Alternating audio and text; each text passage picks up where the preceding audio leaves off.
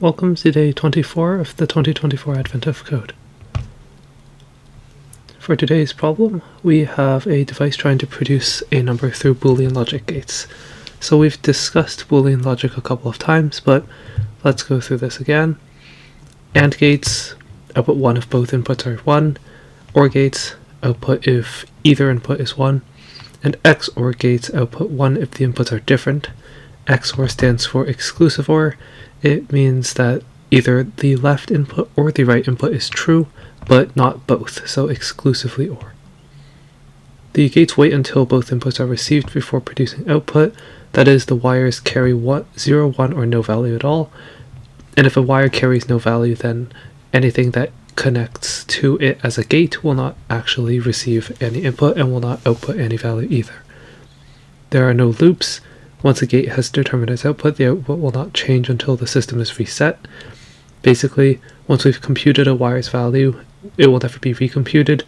Even if its inputs could theoretically change, they wouldn't. And rather than risking getting shocked, we've decided to write down all of our gate connections and the initial wire values, which are the puzzle input. Some wires need to start with a value because gates wait for input, so we can't have any default values. The first section specifies the initial values, and the subsequent section specifies the connections. So in this example, Z00 is determined by X00 and Y00. X00 is true, but Y00 is false, making Z0 false. X01 and Y01 are XORed together to get Z01, and since X01 is 1 and Y01 is 1, they're the same, so the XOR is false. X02 and Y02 are combined with the OR gate. X02 is 1, Y02 is 0. Because one of those is 1, that means that Z02 is 1.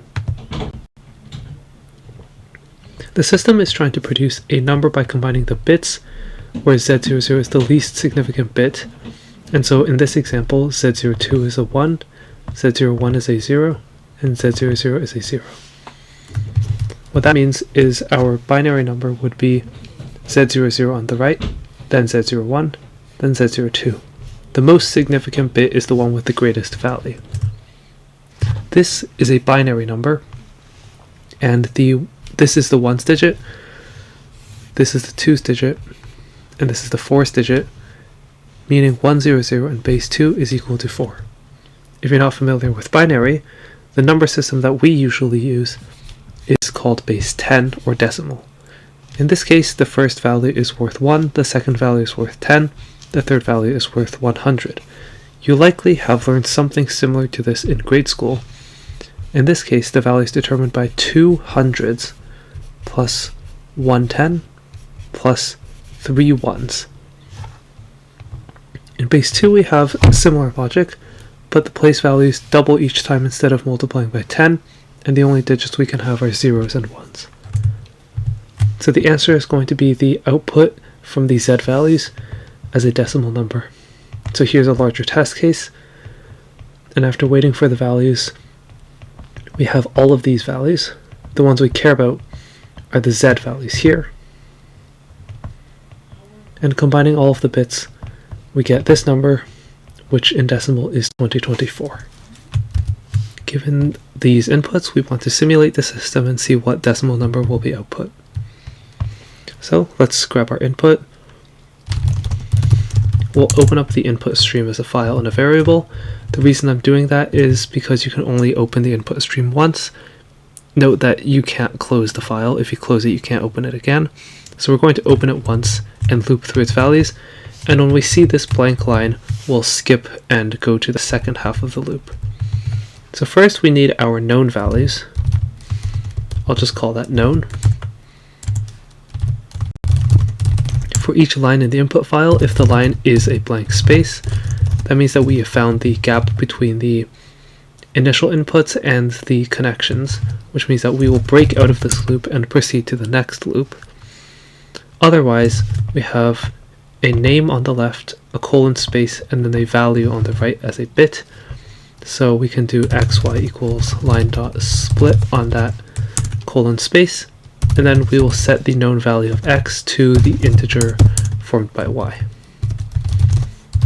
If we print that out, we get our map of names to known values. Then we'll loop again. Note that if we replaced file 0 here with open 0, that would not work because you cannot open the input file a second time. And what we will do now is read out these values. So for these values, we're going to store them as a map of known calculations, or formulas probably makes more sense, where the key to the formula is the right side. This is the output. This basically tells us that MJB is determined by taking the XOR of NTG and FGS. So we're going to store this as the first value and the two arguments as the second and third value. I just think that makes a bit more sense. You're welcome to order them however you want. So for each of the subsequent lines, we're going to get X, the operator, Y, and Z by taking the line. And then what we'll do is we'll replace the dash arrow with nothing.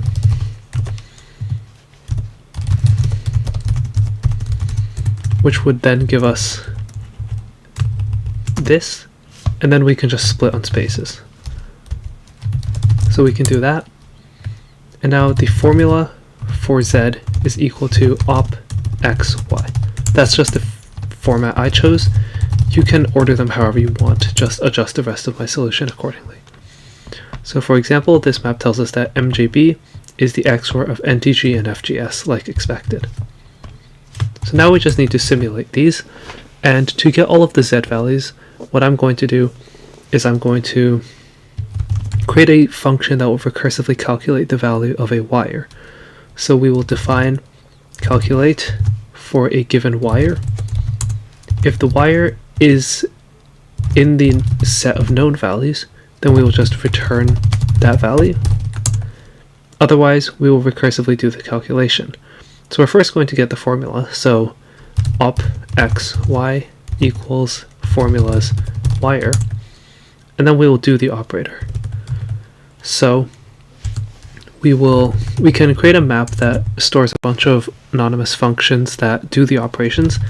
So we can call them operators equals this. The OR operator takes two values and returns x or y. Since we're representing these as integers and not booleans, it makes more sense to use bitwise OR, which works on integers instead of booleans. I've explained bitwise OR in a couple of previous videos. It's not that important for this video, so I'm going to gloss over it. And takes the AND of two values, and XOR takes the XOR of two values, which is denoted as the caret in most programming languages. Then what we'll do is we'll get the operator function by doing this, and then we will call it on the values that are provided to this gate, which are calc x and calc y. Finally, we would return this, but in order to avoid repeating the calculations, because that isn't a problem for getting the wrong answer, it's a problem for taking up too much time, we will set the known value of the wire to this, so that the next time, if we need to recalculate this value again, we'll skip over the recursive calculation and save ourselves a lot of work. And now we just need to determine the values of each of these Z outputs. So we can create an array of Z, and there are two equivalently reasonable ways of doing this.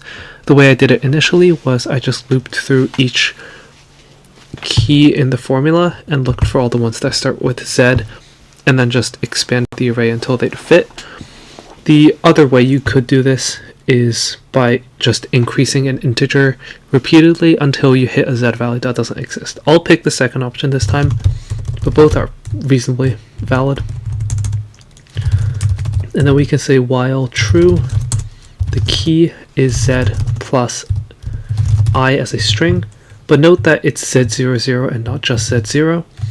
So the way we're going to solve that in Python is we can use the rjust function, which takes a string and justifies it to a certain length. So if we give it 2, it would make the string at least length 2 with the original value on the right aligned. You could also do like string 0.rjust10, string 0.ljust10, which aligns it to the left, and I believe there's also cjust. Okay, there's no center justify.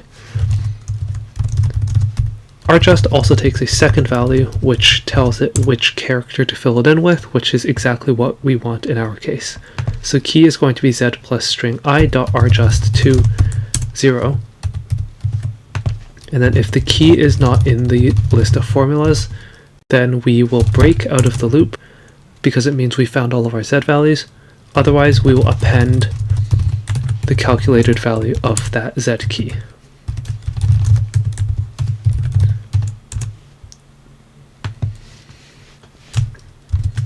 And now, of course, that's taking forever because I didn't actually increase I. And that'll give us our array of values, which we then just need to convert into a binary number. Note that I have put the 0 bit on the left, but it is the least significant bit, so it should be on the right. So we're going to take our z array and reverse it, and then we're going to map each of these into a string so that we can join them together into one string. And then we can parse that into an integer. And in Python, the integer function accepts a second argument that is the base. In this case, it's binary, so it's base 2. And that's our answer for part 1. So part 1 is unfortunately a pretty straightforward implementation problem, meaning that the AI cheaters got it in about 9 seconds. Part 2, however, is very interesting, and there were basically no AI cheaters because this problem actually requires thinking. So, we've inspected the monitoring device more closely and determined that we're trying to add 2 binary numbers. Now this isn't what's happening here, but basically it's treating the bits on the wire starting with x as the left binary number, and the one starting with y as another binary number, and then trying to add those together into the binary number starting with z. So for example, in our input for the test, we have x and y are both 5-digit binary numbers, and z is a 6-digit binary number, or greater.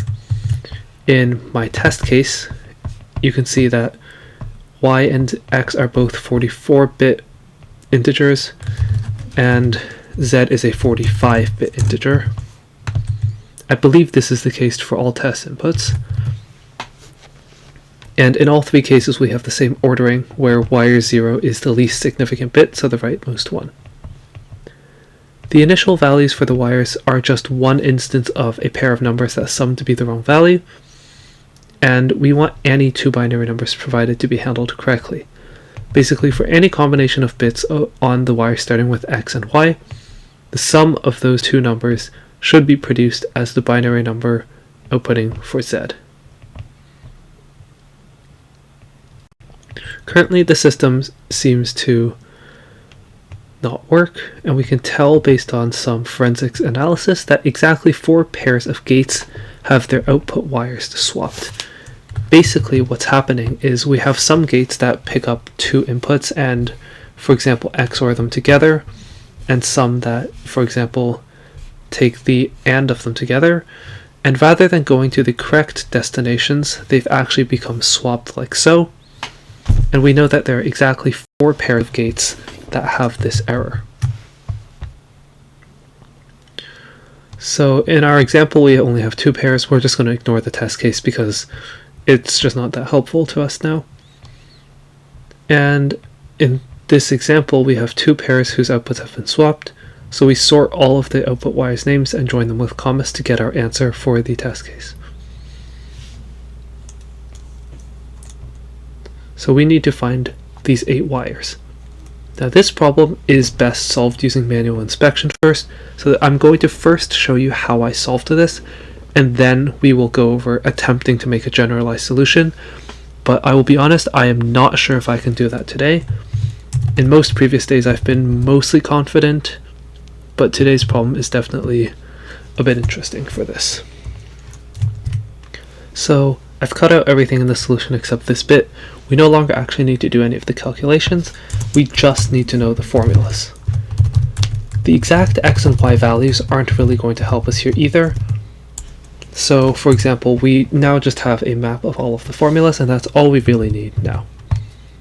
So we're trying to add two numbers together, and the only options we get are the Boolean gates AND, OR, and XOR. So how do we do that? Let's spend a bit of time trying to reverse engineer how addition would work. Let's work through an example together and add the number 13 to the number 7 in binary. So 1 plus 1 equals 2, which in binary is 1, 0. So the 1 gets carried and we get a 0. Then the 1 plus the 1 is again equal to 1, 0. This should be more or less familiar because it's honestly not that much different from decimal addition.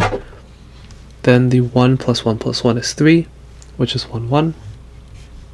And then the 1 plus 1 is 1, 0, like so.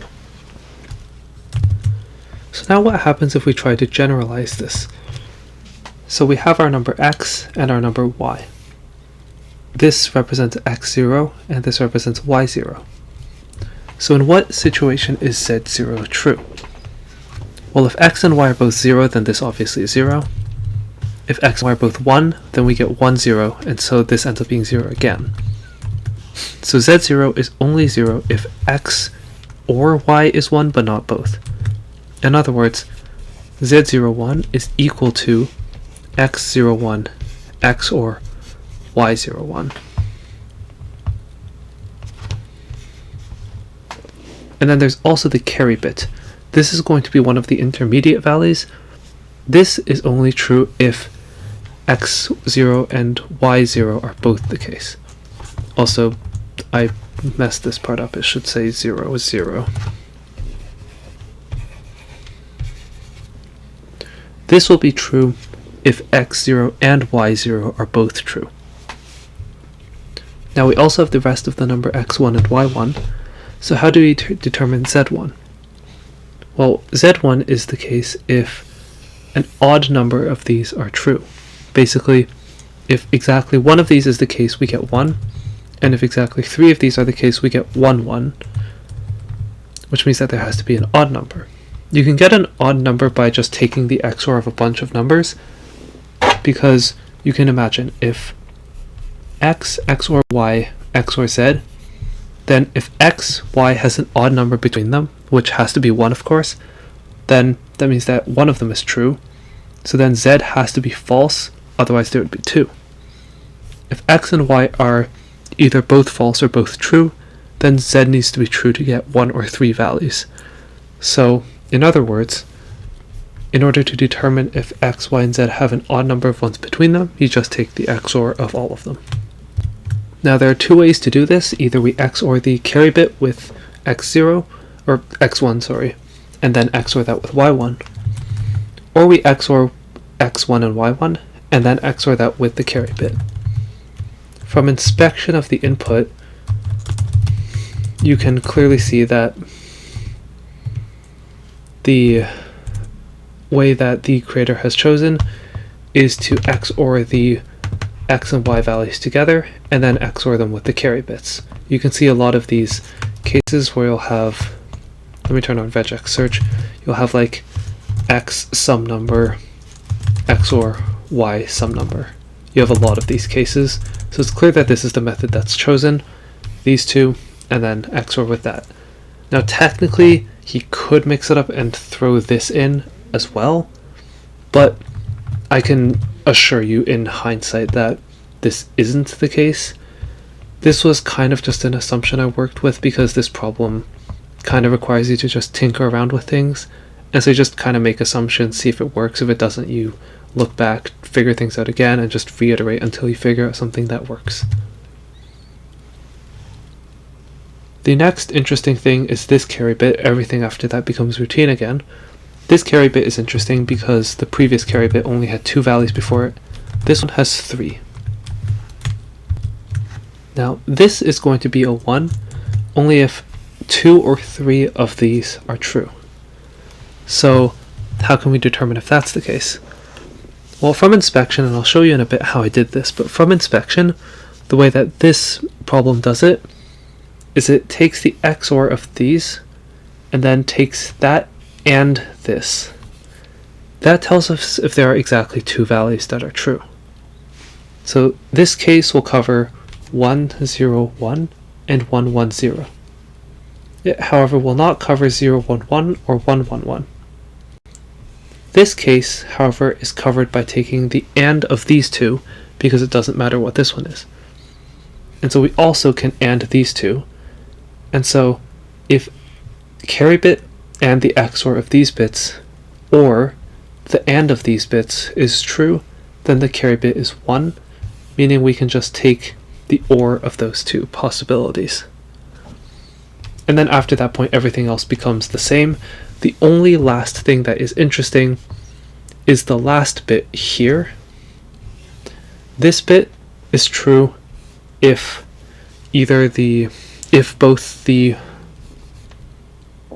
sorry, there's supposed to be 0 here.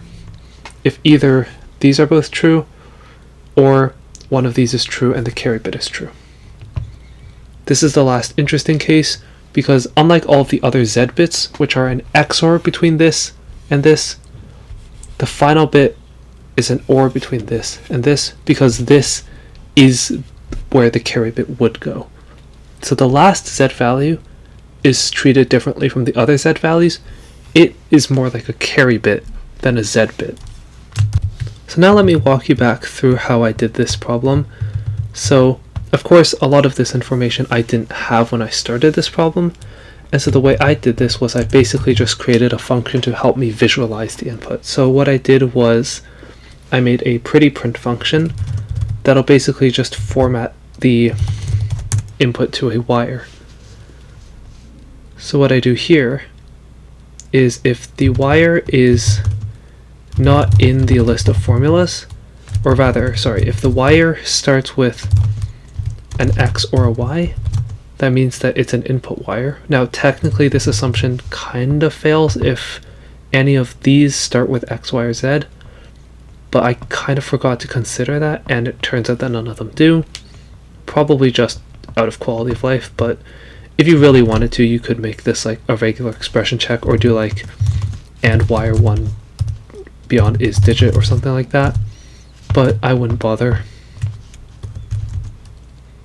If it's just an XY, then we return the name of the wire itself. Now what I'm going to do here is I'm going to attempt to print this out in sort of a tree hierarchy style. So I'm also going to need a depth value, which tells us how far down the tree we are, so we can print out increasing number of spaces before each line. So I'm going to do this. This will put 2 spaces per layer and then the wire's name. If it's not an XY, that means it has to have a formula. And so we look at the formulas, op xy equals formulas wire. And then we're going to return 2 spaces per depth plus the name of the operator plus the name of the wire in brackets, and then a new line. And then we're going to pretty print the left argument with a greater depth, and then on a new line pretty print the other argument with also a greater depth to go down the tree 1 more.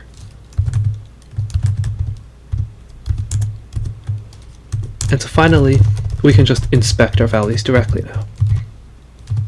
So for example, this tells us that Z00 is the XOR of Y0 and X0 as we expected. Z01, which is the second rightmost bit in the Z, we see that that's the XOR between 2 values. This is the XOR between the AND of Y0 and X0, which is the carry bit, and the XOR of Y1 and X1. Going back to our diagram, sorry this is a bit messy, but going back to our diagram, we knew that this value was the XOR of the carry bit, which is these two ANDed together, and this. Looking at Z02, we can see that it is as expected. This is going to be the XOR of this and the carry bit. The XOR of these two, Y02 and X02, you can see at the bottom here as BFR. The carry bit, like I said, is going to be the OR of either these two ANDed together, or the XOR of this and this. You can see that in this example here. It's the OR of either x1 and y1, this part, or the AND of the XOR of x0 and y0 and the carry bit from before. So it's the carry bit and the XOR of these two. And if you go one step further, I'll stop after this point, you can see that it's still as expected. It is the XOR of its own bit sum and the carry bit. The carry bit is the OR of either the previous two bits directly or the previous carry bit and the XOR. The previous carry bit is DMW, which we looked at already. It is the OR of the AND of the previous bits or the previous carry bit the previous carry bit as well as the XOR of the current bit pair. Let me establish a bit of vocabulary to make things a bit more clear here. So, this is a Z value. This is an intermediate XOR value. This is a carry bit, and the carry bit is decided based on two conditions. Either it's the previous carry bit and the previous intermediate XOR, or it is the AND of these two, which I will henceforth call the direct carry. The reason I'm calling it this, so I'll call this option the recarry and this option the direct carry. Basically what I mean by those names is, this is the case where the previous carry exists and gets carried over by one of these, and this is the case where both of these are 1 and therefore we get a carry no matter what the previous carry was. Basically if these two, let me change colors. If these two are both 1, that's a direct carry. If they're not both 1, but this is 1, then we get a recarry. So hopefully that terminology makes a bit of sense. And now I'll get into how exactly I solved this myself initially before we move on to trying to get a generalized solution. So,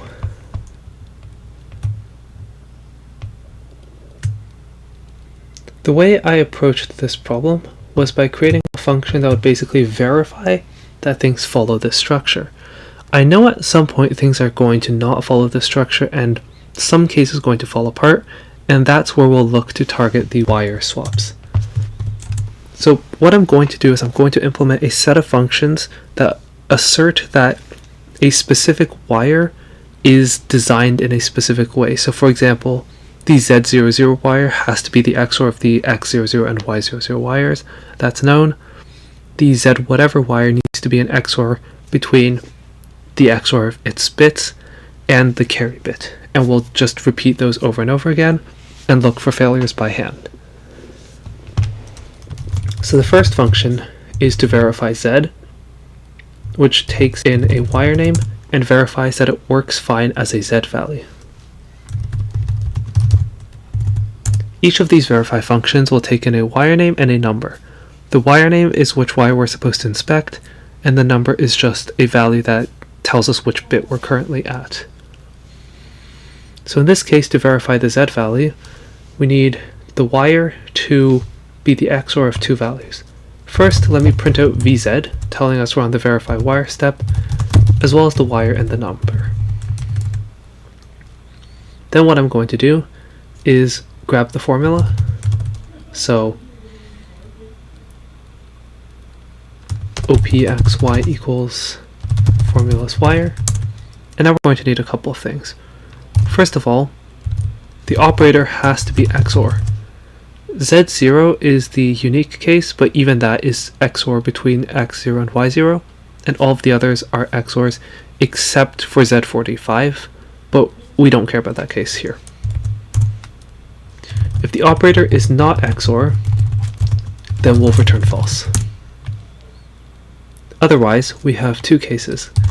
If the number is equal to 0, then we'll just make sure that the remainder is equal to x0 and y0. So we'll return if sorted xy equals x00 and y00. This is not necessarily the best or only way to do this, but it's just a method that I'm used to and like. And in all other cases, it's going to be the XOR between the intermediate XOR and the carry bit. So the carry bit requires recursion, the intermediate XOR does not. So what we're going to do is there are two cases. Either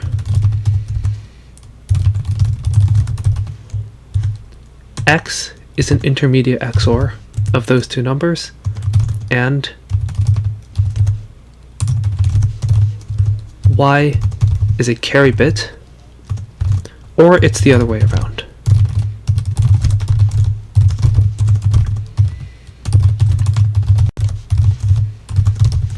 This code does get a bit messy, but when I was under time pressure, I didn't really have time to write it out nicely.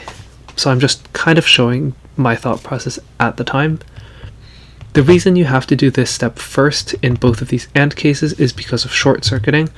If you look at the carry bit first, you might recurse down a lot and then find a failure close to the end, and you'd be wasting a lot of time. You also might find a case where this is actually correct and this one isn't. And if you do the carry bit first, you waste a lot of time and then find out the easy case is wrong.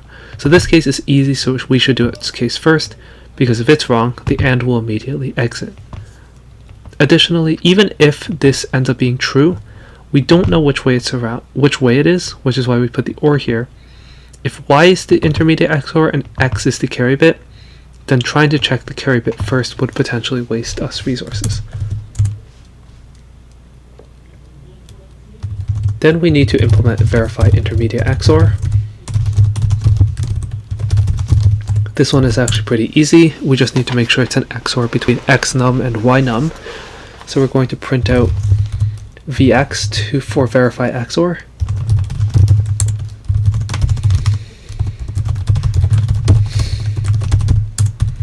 And then we just need to make sure that the operator is XOR for this case as well, and make sure that xy is equal to xnum and ynum.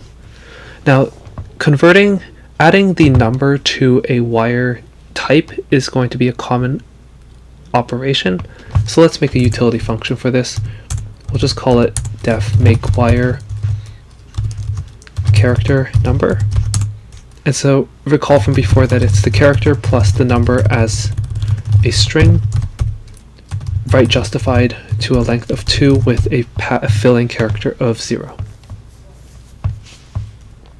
So x and y in some order are going to need to be make wire x num and make wire y num. So that's the first option. The second thing that we need to check is carry bit. This I'll call VC.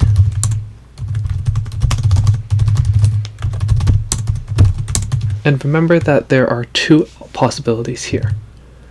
So for the first carry bit here, this is just the AND of these two values. So that happens if num is equal to 1. So if the number is equal to 1, then we check that the operator is equal to and check that the inputs to the AND gate are simply x00 and y00. Or this is even simpler. We can just return sorted xy equals x00, y00, and op is equal to and.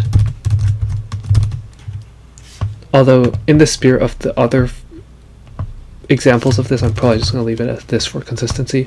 But basically this is saying that the first carry bit needs to be calculated by taking the AND of the first two bits. For all other cases, it's going to be an OR between the previous carry bit and the intermediate, it's going to be an OR between the direct carry and the indirect and the recarry. So in all other cases, the operator needs to be OR, and then it's going to need to be either, so the direct carry is not the recursive case, so we want to do it first. So either we need a direct carry, and because we are now checking the previous value, we're going to subtract 1 from our num to step over 1. Do note that this function is recursive, so it could be called multiple times to keep verifying the whole chain. So either x is the direct carry and y is the recarry, or y is the direct carry and x is the recarry. So the direct carry is easy. It basically just checks if the wire is the AND of those two XY inputs. This will be called VD, op XY equals formulas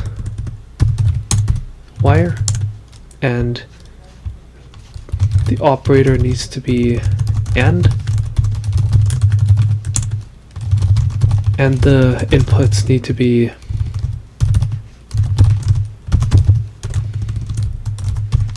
X of that number and Y of that number. For the recarry case, this is where recursion kicks in. In this case,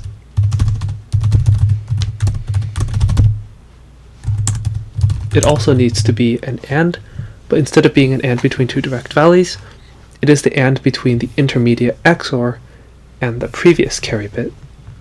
So what we get now is that the operator needs to be an and our cases are either X is an intermediate XOR and Y is a carry bit, or Y is an intermediate XOR and X is the carry bit. Note here again that the intermediate XOR is the direct step and the carry bit is the one with recursion, so we do them in this order. Finally, after all of this, what we can do is we can verify the Z value of Z00 with the number 0. To make things a bit simpler, we can just make a verify utility that just returns verify Z, make wire Z num like so. So now we can just do verify Z, or verify 0. So this should hopefully give us true.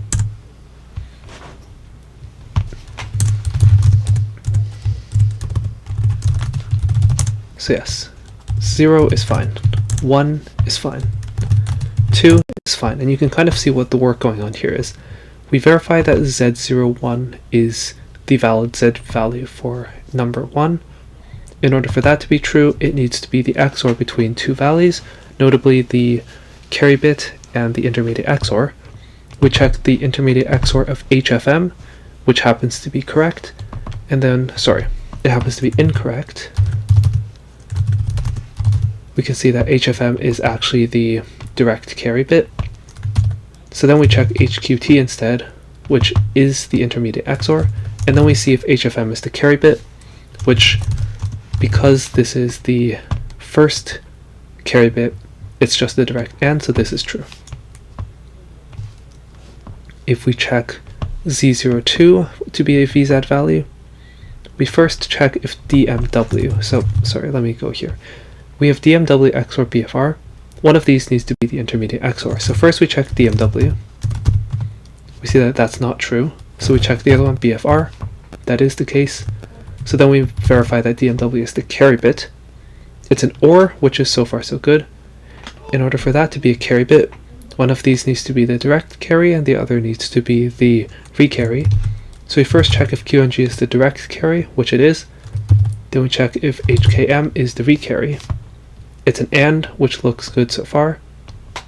In order for this to be a recarry, one of these needs to be the intermediate XOR and the other one needs to be the previous carry bit. We check HQT to be the direct carry. We check HQT to be the intermediate XOR, which is true, and then we check HFM to be the previous carry, which is also true, and that's all good, and that reaches the end of our recursion. We can see if we change this up to 3, we get the same thing, but with a lot more steps, and so on and so forth. So what we can do now is we can just keep going up until we hit a failure case. So I equals 0 while true, if not verify I, return, or break, sorry, and then I plus equals 1. And then we can say print failed on make wire zi. So if we run this, we can see it testing a bunch of stuff, and it fails on Z07. So we know that Z07 is the first one with an error, but where is the error? Well, this is where these print statements help, because we know that it failed the VZ Z07 7 step. If it had recursed into this line, then the last error message printed would have been one of these subsequent ones. So because the last printed one was VZ, we know the error occurred before that line. Now, obviously 7 is not 0, so the failure must have happened here. So that tells us, okay, Z07 must not have an XOR operator. We see that it's STQ or JSS. Now, we don't know where that goes, and trying to figure out where that goes is possible, and that's how I originally did it, but there's a much easier way to do it, which is to figure out what line should go into Z07. So Z06 did not fail, which means that everything focused around 06 must be correct. It's 07 that is the first one that fails. In fact, this is one of the elements in the first pair that we'll find. So what goes into Z07? Well, Z07 needs to be the XOR between the intermediate XOR of X07 and Y07 and the carry bit. We can easily find where the X07 XOR Y07 bit is. That is KRV. So this is the intermediate XOR for number 7, which tells us that KRV XOR something else must be Z07. The intermediate XOR, we can even search for this. It'll show up twice. The first time it shows up is in verify Z. The second time it shows up is in verify vcarry. In the first case it's an XOR, in the second case it's an AND. Basically we should expect KRV to show up twice, and we can see that it does. In this case BTQ and KRV goes to STQ, telling us that STQ is the recarry bit for 07. KRV XOR BTQ goes to NQ, goes to something. KRV XOR something means that this must be pointing to Z07. So NQK is the culprit. This wire is also wired wrong. KRV XOR BTQ should go to Z07. BTQ should be the carry bit, and we can see that BTQ is obtained from GDB or DSW, where GDB is something and sorry, these abbreviations get confusing. I forgot where it was. Oh yes, here. And DSW is X6 and Y6, which is the direct carry bit. So we can guess that this is probably the recarry bit, and therefore BTQ is the carry bit. And so BTQ and KRV is the BTQ and KRV is the recarry bit for the next one, and KRV XOR BTQ should be Z07. So we're just going to keep track of these in comments. So Z07 swapped with NQK, and now we run this again. Now we go up to 17. So this looks good so far. We can see that we did not fail, which tells us that our fix worked. Now where is this failing? Z17, unlike last time, is failing in a different place. It's failing on the verify intermediate XOR. So VX on FGT failed on 17, what this tells us is that FGT is supposed to be the XOR of X17 and Y17. In this case, we can see that it's actually the AND, and if we look at the XOR, we can see that it's PCP. So PCP and FGT appear to have been swapped because we know that according to our output, FGT is supposed to be the XOR between X17 and Y17. And if we swap FGT and PCP,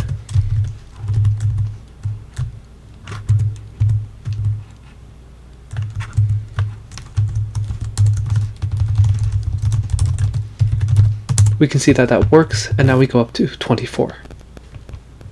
We have the same case as the first time for my input, where Z24 directly fails, which means that it's not the XOR between the two values, and we can see that it's X24 and Y24. Now, here we actually employ a different strategy than the first time. The first time what I did was I knew that Z24 needed to be the XOR between the XOR of X24 and Y24 and something else. Let me write this out to avoid confusion.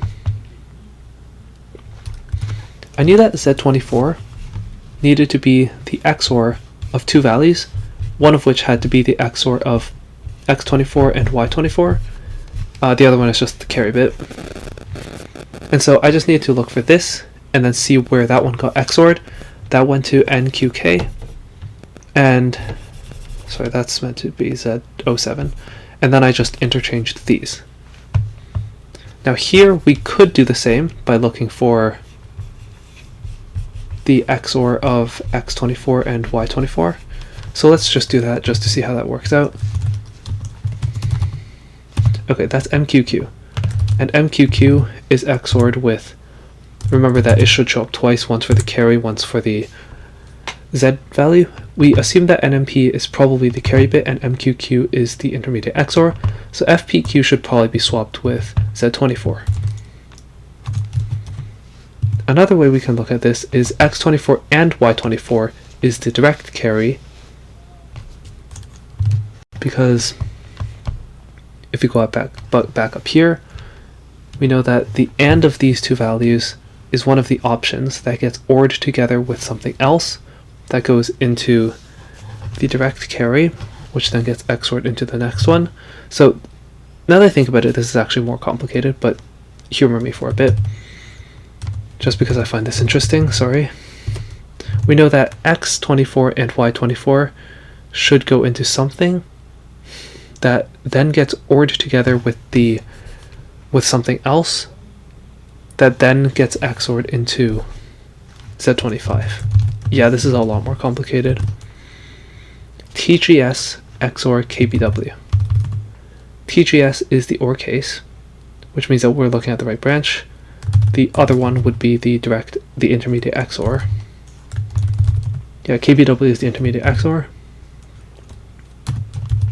So TGS is the carry bit, and so RGC or FPQ should be one of these cases. One of them will be the AND of these two, and one of them will be the carry bit. Or rather, the AND of the carry bit and the intermediate XOR. So RGC is the AND of NMP and MQQ. NMP is an OR and MQQ is an intermediate XOR. That means that going back here,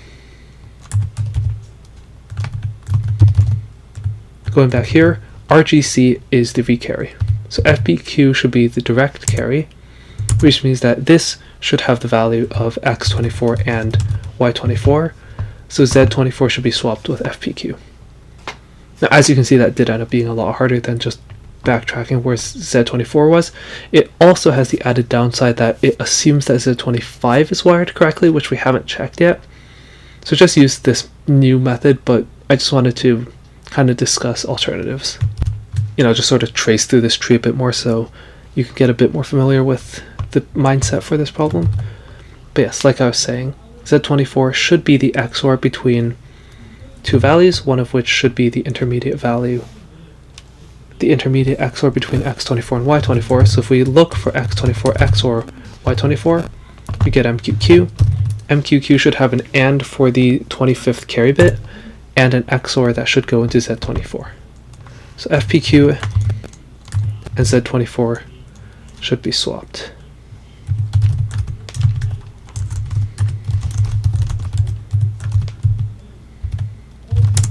This works and gets us all the way up to 32. The last case, VZ, fails again, so this is the same case as before.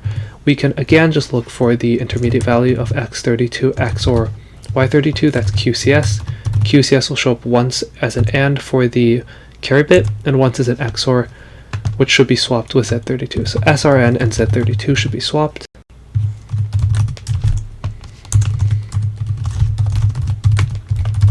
Which gives us the correct answer.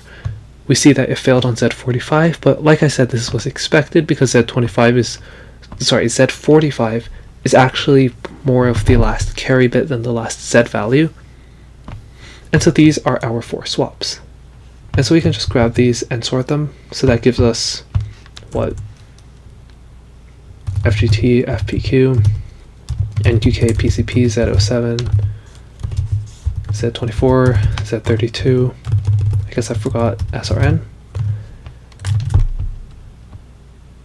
Yeah, and that gives us our answer for part 2. So let's see if there's anything we can do here to try to make this fully general case that can work for everyone. This is going to be a bit of a challenge. I'm going to go through this together with you because I haven't done this yet. So we can vaguely automate most of the... Actually, I want to try the easy solution first. So brute forcing every possible set of 4 pairs is obviously too large, but given that we have a verification, what we can do is we can just try to swap every pair and see if it gets us past our first roadblock, and we can just repeat that 4 times. So I guess we can try that. We'll make a function that gets the progress, which tells us how far we are.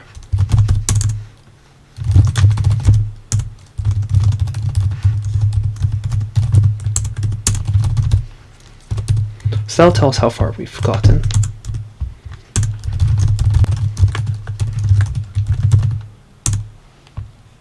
Oops. Yeah, so it gives us 45 right now. Let me comment out all the print statements. Yeah, so we get 45 right now. If I reload my problem input, we see that we get 7. So I guess now what we can try to do is repeat 4 times. We're going to search through every pair of gates and try swapping them and see if that regresses our progress. Specifically, we're looking for the pair that when swapped pushes our progress forward. So what we're going to attempt 4 times is we're going to get a baseline, and then we're going to try every pair. So for x in formulas, for y in formulas, if x equals y, skip it. Otherwise, we'll attempt a swap. So in order to swap, we're going to do formulas x, formulas y, equals formulas y, formulas x. This is a thing you can do in Python where it just does concurrent assignment. Basically, it packs these into a pair and then unpacks on this side. This prevents the issue of if you do like x equals y, y equals x, then both values will end up equaling y. And then we can repeat this again to swap back, and then we'll check if this progresses us more. If our progress is better than baseline, then we have found our case. And so we're still going to need to swap back, so let's do this. Current equals progress, and then we will swap back here. And if the current progress is better than baseline, we found a match and we will break. I guess we actually don't want to swap back if we made a fix, because we want to keep that fix so we can build on it for our next 3. So we'll do this. If we didn't find a match, then we'll continue and go back to the top of this loop. If we did find a match, we'll break out of the outer loop as well.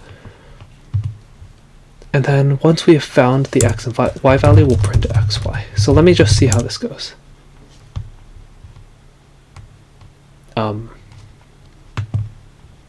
Right, I guess I didn't check if, yeah.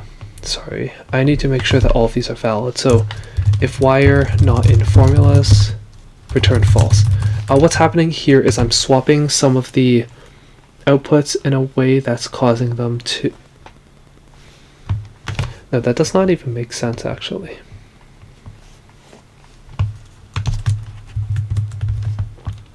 Okay, debugging time. Let's bring back these print statements.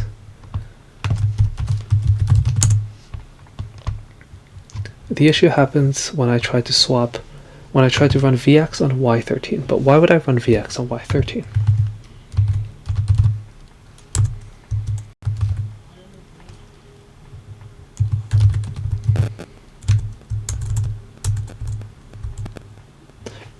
It must be because I've swapped two wires in a way such that it thinks that one of these cases is supposed to be one of the recursive cases, so it checks if this is an XOR, which fails because Y13 is indeed not even one of the formulaic outputs. So yes, I do need to add in this check.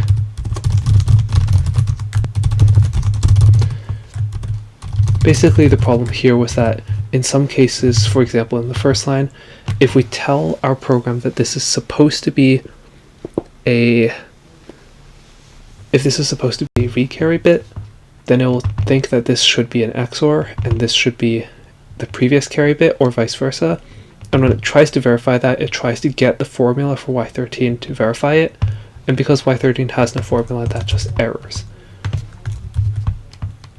So for all of these cases, we need to add a condition that if the wire that we're saying to verify is actually not formulaic and is one of the inputs, then we should just say it's wrong. And if I run this, you can see that it found the swap for Z07 and NQK, then it found PCP and FGT. It gets harder every time. Then it found Z24 and FPQ.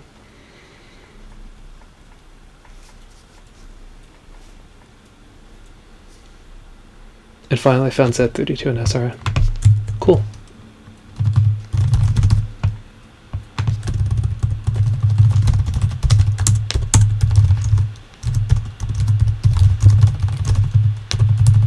So I guess that works as a working answer to part 2 as a fully generalized solution. I am not happy with this, but in the interest of not sleeping too late, I am not going to cover a more intelligent solution for now. However, I have planned to do a recap stream for this year to revisit all of the interesting problems and take a look into more optimized or superior methods of doing them. And this problem is definitely one I'd like to take a look at again on stream. So I'm going to be doing it sometime on Friday night. That is... what day is that? That's going to be Friday, December 27th. So yeah, sometime in the evening of Friday, December 27th, most likely, I will do a recap stream here on YouTube. I will make a community post and an announcement on my Discord server as soon as I can give a time to commit to, but this is definitely a problem that I'll revisit then. So if you're interested in a more optimized solution, be sure to check out the stream. If you can't make it, I will have uploads for those always. And other than that, thank you for watching. I hope you enjoyed this video, and I'll see you next time for the finale to this year's Advent of Code. Goodbye.